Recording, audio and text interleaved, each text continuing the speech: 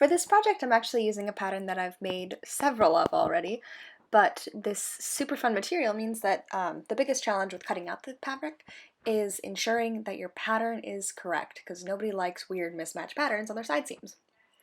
To start off sewing, you just match all of the side seams, working all the way around from the center back to the side front to the center front, and so on and so forth.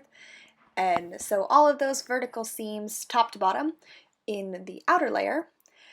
And then you'll want to do the exact same thing, sewing all the side seams with your lining layer. Once the two portions are partially assembled, I added darts in the two center back pieces for both the outer layer and the lining layer, just sewing a triangle down the back and knotting it at the end. Okay, so I've sewn the side seams and the dart onto the outer layer, and all the side seams and the dart onto the lining. So I'm going to iron out all of the seams so they lay down nice and flat, and then it'll be time to sew the top and bottom inside out, right sides together. To make sure there were no bulky areas in the final skirt, I went ahead and ironed all of my seams flat for both the outer and the lining layer before joining them at the waistband and sewing straight across to make sure that there's a nice clean edge there in the final product. Then I pinned the entire hem and sewed those together, again with the fabric's right sides facing. I needed to shrink my zipper a little bit, so I just quickly went over that a few times with a straight stitch.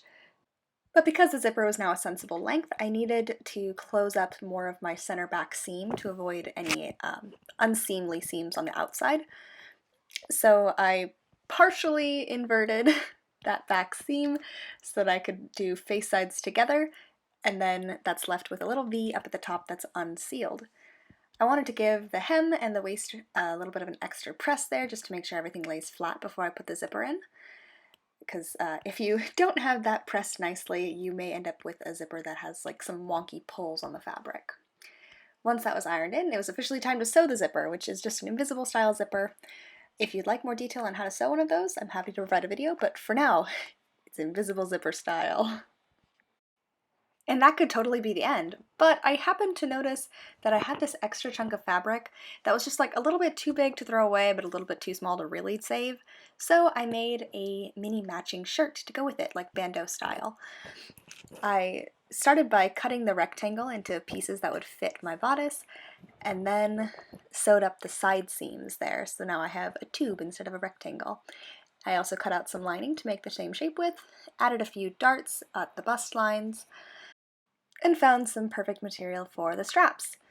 After cutting out the straps, I sandwiched them together with the lining and the outer layer face sides together and sewed across the entire top and side of the bandeau to ensure that the edges were nice and clean and the straps were sewn in place.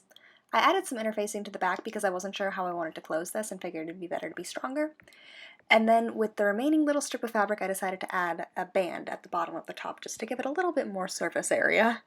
So I repeated the same process of lining and fashion layer with sewing the top edge and side edges, flipped that inside out, and matched up the seams that I could sew all the way across the bottom edge with right sides facing.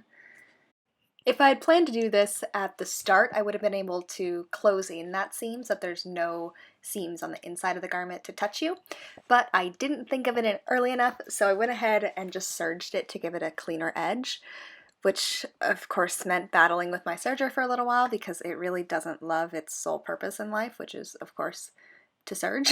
But after some troubleshooting, I managed to get that functional again, and did end up with a nice clean internal seam there, connecting the main part of the top to that band. After that, it was time to finish off the straps that we had left hanging from earlier.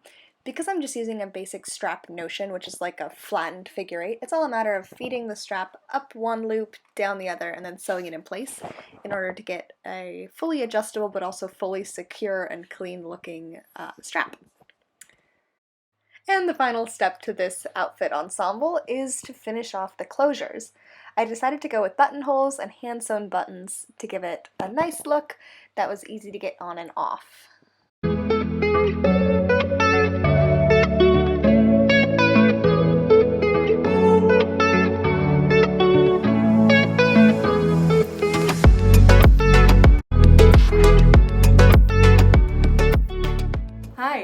much for watching today's video.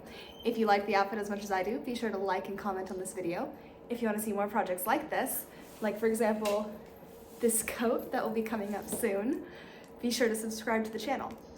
If you're interested in more frequent updates, check out my TikTok and Instagram where I post every day with projects like this belt that I was wearing.